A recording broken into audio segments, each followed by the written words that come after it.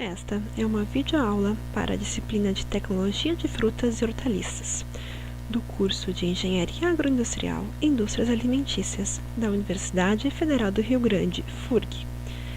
Essa disciplina é ministrada pelo professor Dr. Roberto Gomes. Esta videoaula foi elaborada pela aluna Bruna Moura Bastos e intitula-se Sucos, Polpas e Néctares de Frutas, Diferenças e Etapas de Produção.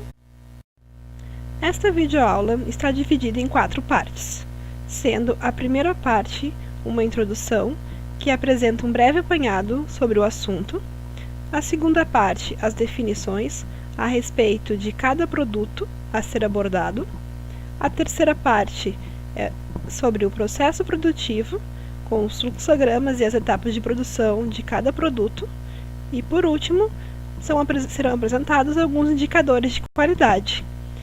Esta videoaula se refere, então, aos produtos de sucos de frutas, polpas de frutas e néctares de frutas. Introdução. O mercado de bebidas não alcoólicas à base de frutas é uma grande realidade no mercado brasileiro.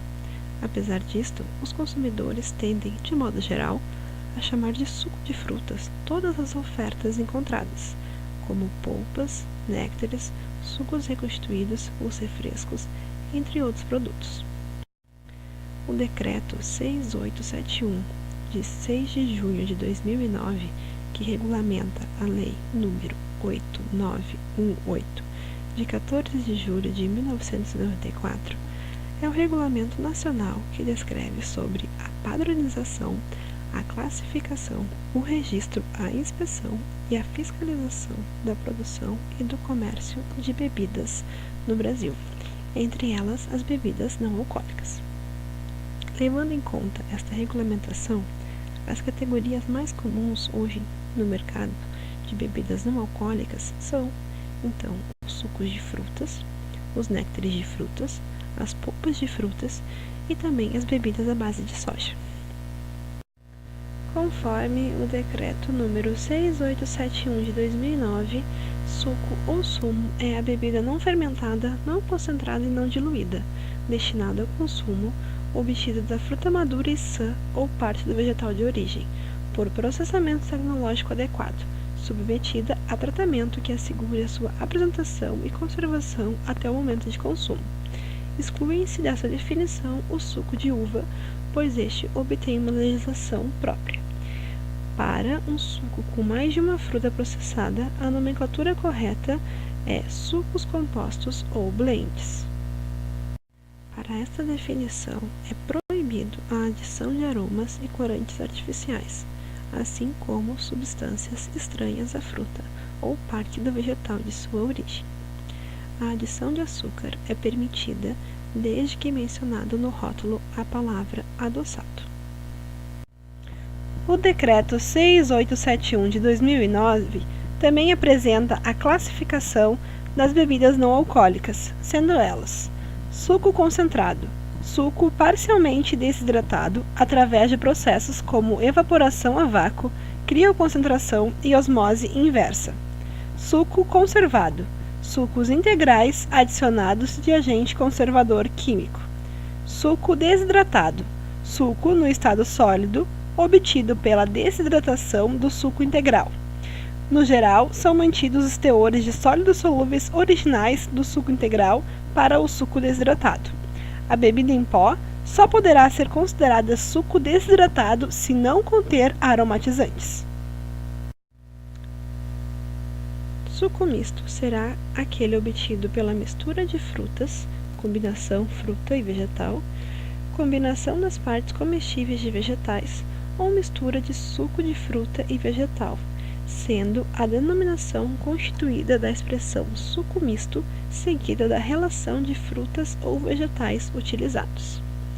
Suco reconstituído é o produto obtido pela dissolução de suco concentrado ou desidratado até a concentração original do suco integral, ou ao teor mínimo de sólidos solúveis estabelecidos nos respectivos padrões de identidade e qualidade para cada tipo de suco integral, sendo obrigatório constar na sua rotulagem a origem do suco utilizado para sua elaboração, se esta foi concentrada ou desidratado, sendo opcional o uso da expressão reconstituído. O refresco ou bebida de fruta ou de vegetal é a bebida não fermentada obtida pela diluição em água potável do suco de fruta, polpa ou extrato vegetal de sua origem, com ou sem adição de açúcares. Os sucos tropicais, eles contêm uma legislação específica. Esta bebida é obtida pela dissolução em água potável da polpa de fruta de origem tropical. Alguns exemplos são os sucos de açaí e manga. Os sucos de maracujá e abacaxi serão considerados tropicais quando não dissolvidos em água. Já os teores de polpas de frutas utilizadas na elaboração do suco tropical deverão ser superiores aos estabelecidos para os néctares das respectivas frutas. Chegamos então às definições dos 3 produtos a serem abordados nesta videoaula. A definição para suco integral refere-se ao suco sem adição de açúcares e água, ou seja, é o suco na sua concentração natural, sendo vedado o uso de tal designação para o suco reconstituído. Assim, o suco integral é o único suco industrializado 100% suco da respectiva fruta. A definição para polpa de frutas dar-se por um produto não fermentado, não concentrado, não diluído, obtido de frutos polposos através de processo tecnológico adequado, com um teor mínimo de sólidos totais proveniente da parte comestível do fruto. As polpas de frutas poderão ser polpas simples, originadas de uma única fruta, ou polpas mistas, originadas de 2 ou mais frutas. A polpa de fruta será designada de acordo com o fruto que lhe deu origem e o teor de sólidos totais. Geralmente, o produto obtido é utilizado como matéria-prima por outras indústrias, na fabricação de iogurtes, sorvetes, refrescos, doces, entre outros. Quando processado durante a safra, é utilizado posteriormente para obtenção de doce em massa, geleia e néctar. E a definição de néctar de frutas se dá por um produto não fermentado, não gaseificado, destinado ao consumo direto, obtido pela dissolução em água potável da parte comestível da fruta, polpa ou suco, adicionado de ácidos e açúcares. O néctar de fruta poderá ser néctar misto, que é uma mistura das partes comestíveis de frutas, de seus extratos ou combinação de ambos. Quando adicionado de dióxido de carbono, o néctar será denominado néctar de, acrescido do nome da fruta ou vegetal gaseificado. Deste modo, de uma maneira mais simplificada, podemos definir como polpa de fruta um produto que é obtido do esmagamento das partes comestíveis da fruta. Podemos definir como néctar de fruta um produto que contém de 20 a 30% de suco de fruta. E como suco de fruta integral, um produto que obtém 100% do suco de fruta sem adição de nenhum outro composto. Processo produtivo. O processo produtivo desta videoaula iniciará pela produção de polpa de fruta. Apresentamos a seguir o fluxograma de produção de polpa de fruta congelada.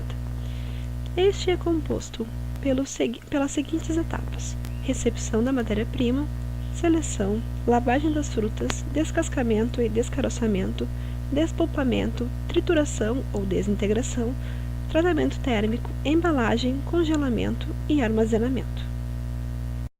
Etapa de recepção da matéria-prima. A matéria-prima para a elaboração da polpa pode ser a fruta inteira, selecionada quanto à variedade, maturação, estado fitossanitário, sabor e aroma agradáveis, cor, entre outros. Também poderá ser o material descartado de uma linha de outro processo. As frutas devem ser transportadas para o local de processamento em caixas adequadas, rasas, para evitar o esmagamento das frutas das camadas de baixo e processadas o mais rapidamente possível.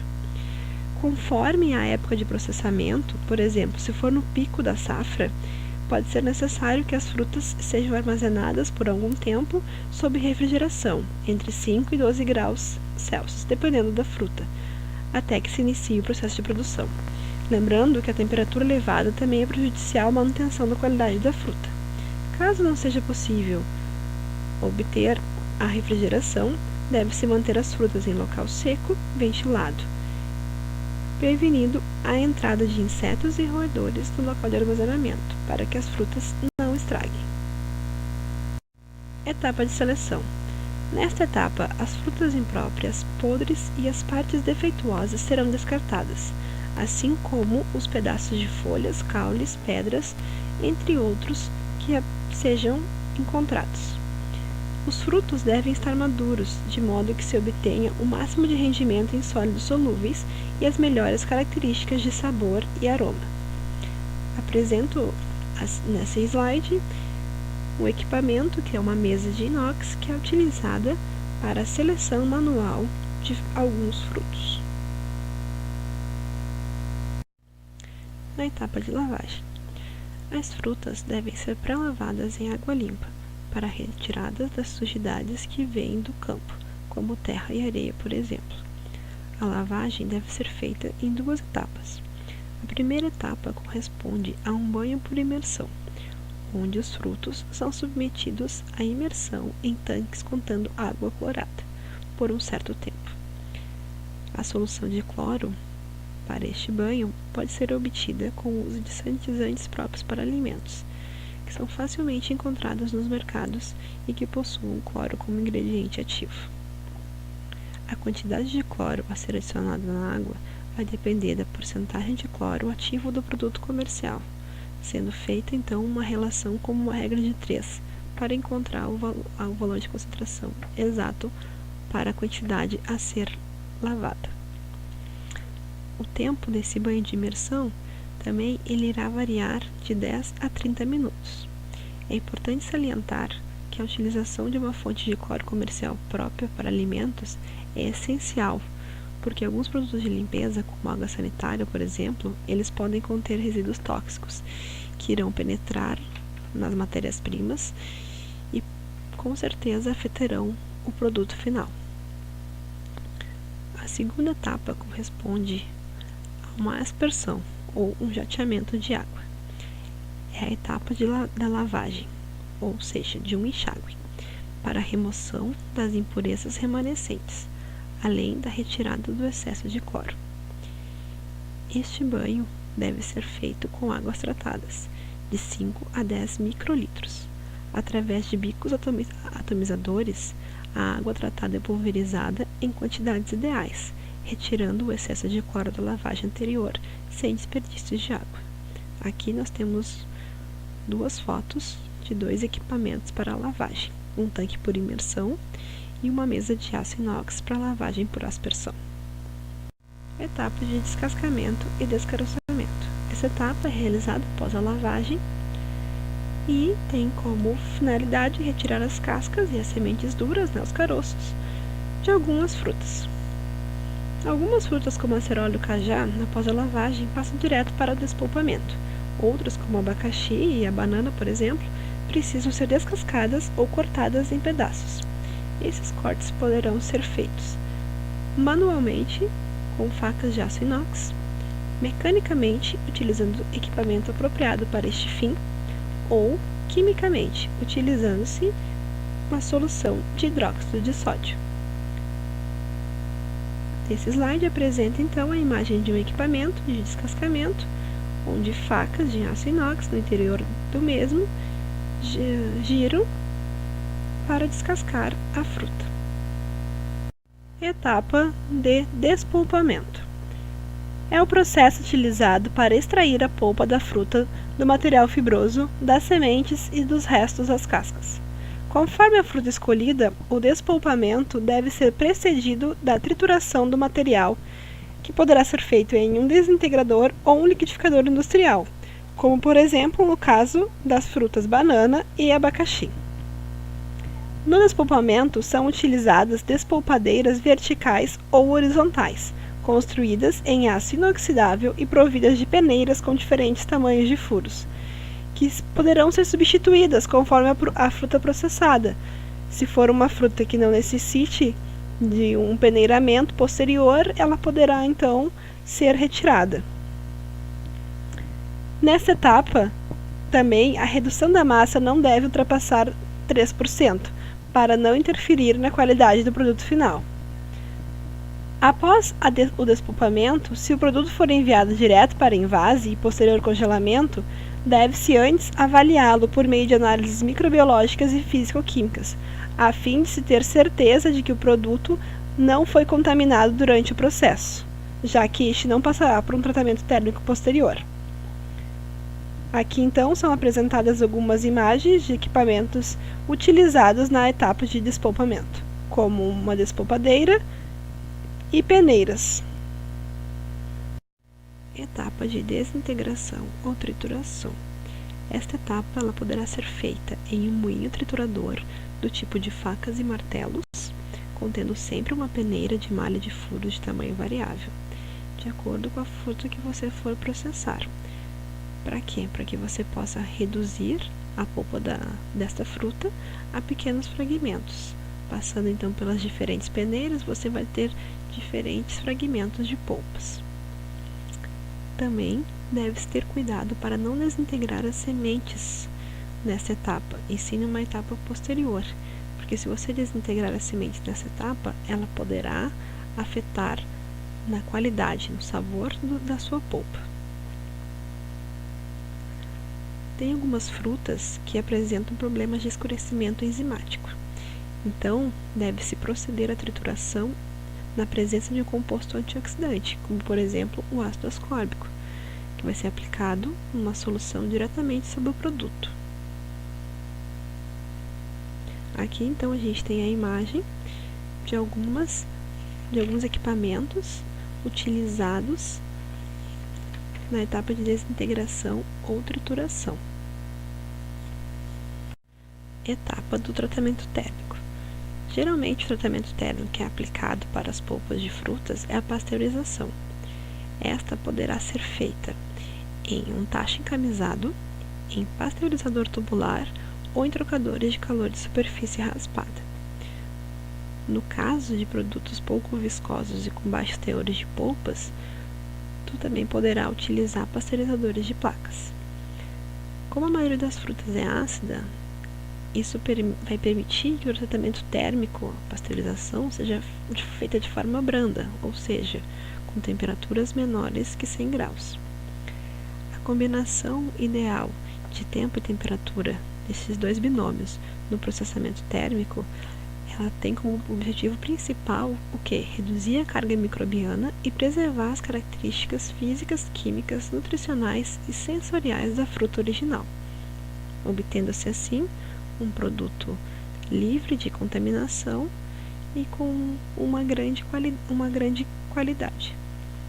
Aqui a gente tem a imagem de 3 equipamentos que podem ser utilizados para a pasteurização. No primeiro a gente tem um trocador de calor de superfície raspada, seguido de um tacho encamisado, e abaixo a gente tem um pasteurizador tubular. Etapa de envase. Após o processo de despolpamento ou de pasteurização, a polpa será encaminhada para o envase. Isto ocorre porque a maioria das polpas comercializadas por micro e pequenas empresas não sofre o processo de pasteurização. Nessa etapa, uma dosadora automática ou semiautomática enche a embalagem em quantidades previamente definidas. Quando usada a dosadora semiautomática, é necessária a termoseladora para fechamento das embalagens. As embalagens mais utilizadas no mercado varejista hoje são os sacos de polietileno de 100 ml e de 1 litro. Este slide apresenta as fotos de 2 equipamentos utilizados como enchedoras e como envasadoras para polpas de frutas comerciais. Etapa de congelamento. O uso do congelamento rápido para a produção de polpa de fruta dá origem a um produto final de excelentes características quanto a cor, aroma e sabor. Todas elas muito próximas às características da fruta ao natural. Após envasado, o produto é levado a um túnel de congelamento, que deverá estar a temperatura de menos 40 graus para que ocorra o congelamento rápido da polpa. Este congelamento rápido ele irá impedir qualquer tipo de alteração na polpa, seja ela química, bioquímica ou microbiológica, além de evitar a formação de camadas e estratificação durante o congelamento.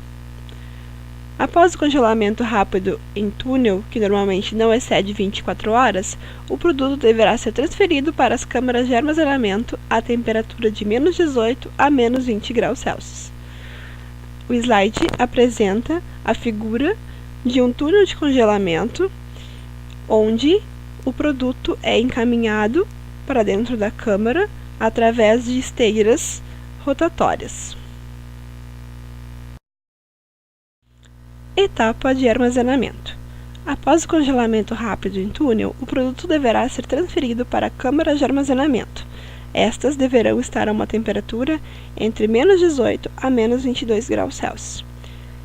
Caso não haja essas câmaras de armazenamento, os produtos também poderão ser armazenados em freezers domésticos, cuja temperatura varia de menos 8 a menos 10 graus Celsius.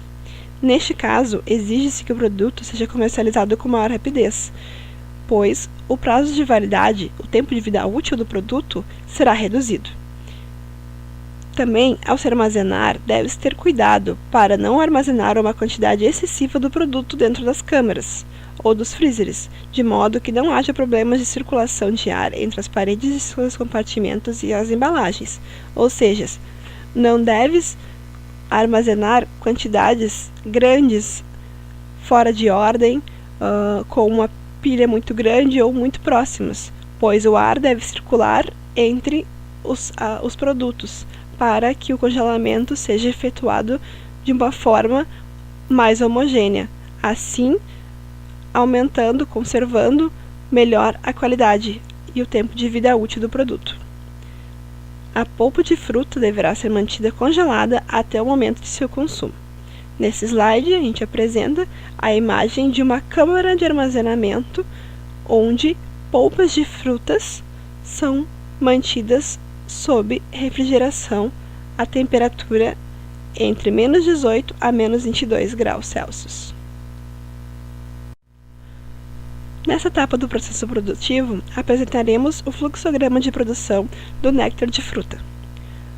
O néctar de fruta tem como fase inicial 4 etapas, sendo polpa, recebimento da polpa, tanque com agitação, onde haverá adição de xarope e ácido, homogeneização e desaeração. Após, ele poderá sofrer 3 tipos de tratamento térmico. Tratamento A refere-se ao tratamento térmico em trocador de calor, seguido de enchimento a quente, hot fill, de uma recravação, de inversão das latas, resfriamento e, por último, a etapa de armazenamento. No tratamento B, após a desaeração, segue-se de um enchimento a frio, após uma recravação a vácuo, seguido de um tratamento térmico com spin cooker, após um resfriamento, o spin cooler, e por último o armazenamento. E no tratamento térmico C, após a desaeração, ocorre o tratamento térmico por trocador de calor, seguido de um resfriamento, enchimento asséptico, tetra brick, fechamento e armazenamento do produto. Aqui é apresentado então o fluxograma de produção do suco de fruta integral, que é composto por 4 etapas iniciais, onde tem o recebimento da fruta, seleção e lavagem, o corte e extração e o acabamento, e depois então a gente pode ter 2 etapas. Após o acabamento a gente pode ter uma pasteurização primeiro, seguido de um acondicionamento, de um resfriamento ou de um armazenamento, ou após o acabamento a gente pode ter a inversão ali entre a pasteurização e o condicionamento. Então, após o acabamento, você vai ter o que? Condicionamento primeiro e depois a pasteurização, o resfriamento e armazenamento, obtendo no fim, então, o suco integral. As etapas de produção para a obtenção de néctar e suco integral de frutas, elas são idênticas às polpas de frutas nas etapas iniciais.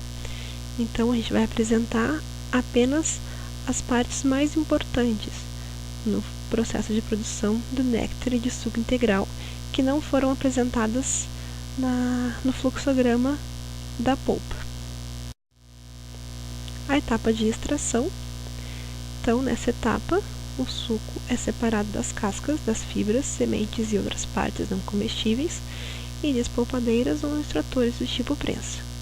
Este é um processo associado a um tratamento enzimático da polpa, que visa, então, o aumento do rendimento da extração do suco. Aqui a gente tem uma imagem de uma extração, de um equipamento para extração, então. Na próxima etapa do processo produtivo, a gente tem uma inativação enzimática. Depois do despolpamento, então, o produto ele é submetido a um tratamento térmico para inibir ou minimizar as transformações enzimáticas e reduzir a carga microbiana, que vão deteriorar o produto. Para as frutas sensíveis, a gente tem uma extração a frio, e neste caso, então, vai ser necessária uma etapa de inativação enzimática, que terá temperatura de 65 a 80 graus Celsius por um período de tempo de 15 a 30 segundos. Imediatamente, esse processo deve ser feito, então, imediatamente após a extração. Já para as frutas resistentes, a gente pode utilizar uma extração a quente, que vai aumentar o rendimento de 5 a 10% na extração do suco. Aqui a gente tem alguns modelos de equipamentos para inativação enzimática para extração a quente. A etapa seguinte, então, é realizado um refino. Essa é uma operação que tem por objetivo a remoção da polpa de algumas frutas, como a manga e o abacaxi, por exemplo, que são compostos de material fibroso e sólidos, como pectina e celulose. Estes eles podem prejudicar na qualidade do produto, então eles devem ser retirados. Geralmente, para esta operação, costuma-se utilizar centrífugas, filtros ou até mesmo as despolpadeiras com peneiras de malha bem fina. Aqui a gente tem um exemplo de uma centrífuga para utilização no refino, então, dessas frutas. A etapa seguinte é a desaeração. Por que a desaeração é feita? Ela é aconselhável para eliminar o ar que é incorporado ao produto, quando nas fases de extração e refino. Esse ar que é incorporado, ele pode provocar alterações de cor, aroma e sabor, por causa do oxigênio que ele contém. Esta operação, ela pode ser efetuada num desaerador do tipo centrífugo ou do tipo instantâneo. E o desaerador é colocado em linha com o pasteurizador para que o suco só atinja a temperatura de pasteurização após a eliminação, então, desse oxigênio. Na etapa seguinte, então, a gente tem a conservação. Aqui, para os sucos e para os néctares, a conservação ela vai ser dividida entre pasteurização, conservação por processos químicos e acondicionamento asséptico. Na conservação por pasteurização, essa também é dividida, ela pode ser realizada de duas formas.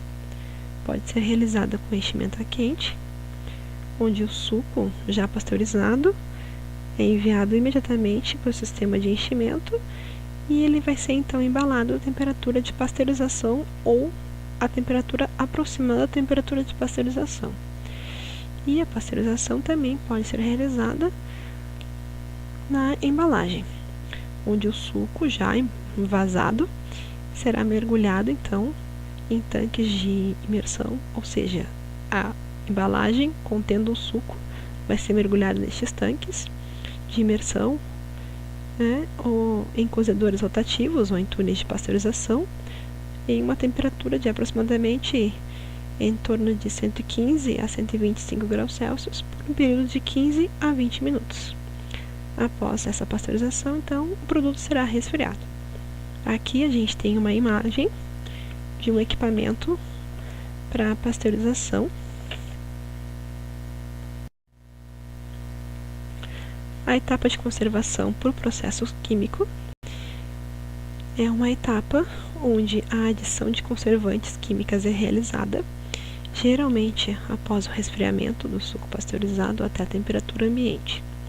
Os conservantes mais comuns, os mais utilizados, são o ácido sódico, o ácido benzoico e seus derivados de sais de sódio e potássio. O teor máximo destes compostos, legalmente permitido para produtos de consumo direto, será de 0,1% em peso. Quando emprega-se o uso desses conservantes, o suco de fruta ele vai poder ser mantido nas suas perfeitas condições por aproximadamente 6 meses, que é de grande auxílio, né, na hora das vendas. Chegamos então à última parte da conservação, que é o acondicionamento asséptico. Este processo ele engloba basicamente uma combinação de princípios de esterilização a alta temperatura durante um breve período de tempo, com métodos de acondicionamento asséptico. Ele difere dos tradicionais porque o produto ele é rapidamente esterilizado e resfriado antes de ser embalado sob essas condições de asepsia, então, das embalagens. O produto ele vai ser bombeado por trocadores de calor do tipo tubulares e de superfície raspada. Após, ele vai fluir para as unidades de acondicionamento e vai ser colocado então em embalagens previamente esterilizadas, ou seja, essas embalagens não obtiveram contato algum com o ar atmosférico ou com qualquer outra fonte de contaminação. A asepsia então dessas embalagens e dos equipamentos ela é feita com água quente sob pressão a altas temperaturas por períodos de tempo pequenos. O processo asséptico ele dá origem a um produto final de excelente qualidade em relação às características como cor, sabor e aroma, quando comparados a outros métodos tradicionais. Chegamos então à penúltima etapa do processo produtivo para a obtenção de néctares de frutas e de sucos integrais de frutas, que é o envase. Nesta etapa, então, os produtos, os néctares e sucos integrais, serão acondicionados em embalagens que normalmente são garrafas de vidro, garrafas de polietileno tereftalato, que são as garrafas PET, ou em embalagens cartonadas. A imagem a seguir, então, apresenta um processo de envase em garrafas PET de néctares de frutas. Etapa de armazenamento de néctares de frutas e sucos de frutas. Após a pasteurização, o suco deverá ser armazenado sob refrigeração, a não ser que sejam adicionados conservantes ou acidulantes, ou se ele for esterilizado asepticamente. Neste caso, o produto poderá ficar à temperatura ambiente, ou seja, o suco de fruta integral deverá ser armazenado sob refrigeração, pois, por não conter em sua composição conservantes ou acidulantes que retardariam as reações enzimáticas ou reações microbiológicas, a baixa temperatura irá então evitar que estas ocorram. Já o néctar de fruta, por ter em sua composição a adição de conservantes e ou acidulantes, além de também poder ser esterilizado asepticamente, poderá então ter uma vida útil prolongada, podendo desta forma ser armazenado à temperatura ambiente.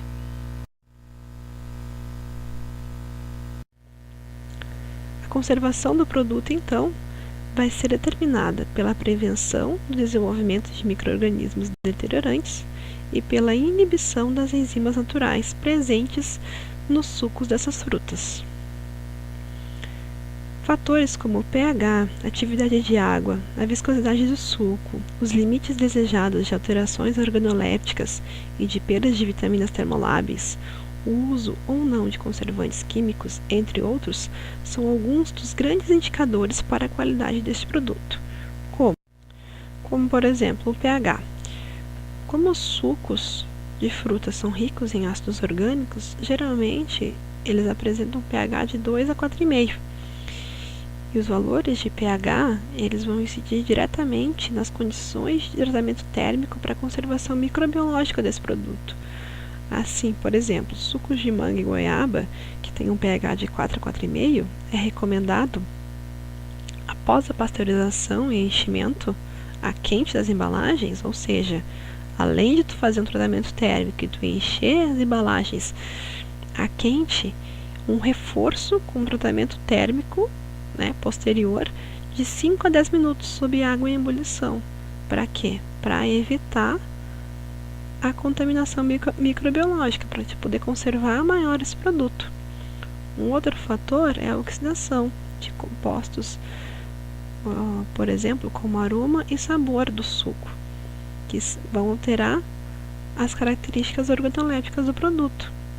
Ou seja, o teu produto vai ter uma limitação da vida útil diretamente ligada também à oxidação destes compostos de aroma e sabor. E essa oxidação, ela vai depender do quê?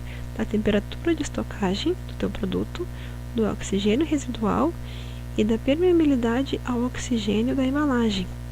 E como se não bastasse todos esses fatores que vai depender dessa oxidação dela ocorrer ou não, mesmo ela não ocorrendo, o conceito de qualidade de cada consumidor é diferente.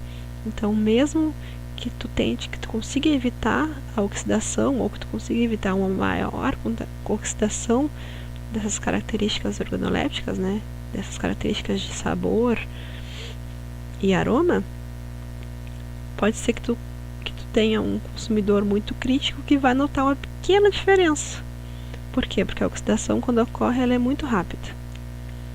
Além disso, além do valor de pH e da oxidação em serem indicadores de qualidade, as perdas nutricionais também são um grande fator a ser considerado, porque elas são representadas principalmente pela oxidação da vitamina C e de carotenoides. De modo geral, todas as frutas elas apresentam essas vitaminas. No entanto, as fontes mais ricas de vitamina C, por exemplo, são goiabas e as frutas cítricas. Já as carotenoides, tu tem abacaxi e laranja. E essa oxidação ela vai produzir compostos com radicais carbonila, que vão reagir com o grupo amino e por polimerização vão produzir pigmentos escuros, os quais são responsáveis pelo escurecimento dos sucos que contêm ácido ascórbico.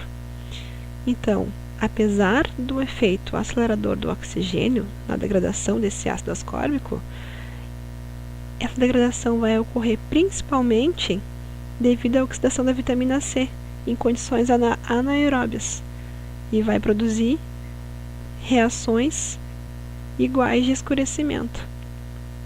Ou seja, mesmo que tu consiga evitar que o oxigênio incida sobre o teu produto, ele pode escurecer em condições anaeróbias e produzir então esse mesmo escurecimento. Ele pode oxidar essa vitamina C nessas condições anaeróbias e produzir esse escurecimento, que não é legal, que vai te dar um produto com uma qualidade inferior aos outros. Além dos indicadores de pH, oxidação e perdas nutricionais, algumas reações de escurecimento e de natureza oxidativa que envolvem constituintes dos sucos cítricos exercem um efeito catalítico umas sobre as outras. Por exemplo, no caso de sucos de maçã e pera concentrados, o escurecimento é causado principalmente por reações de Maillard. As reações de Maillard elas ocorrem entre açúcares redutores e aminos dos grupos de aminoácidos, peptídeos e proteínas.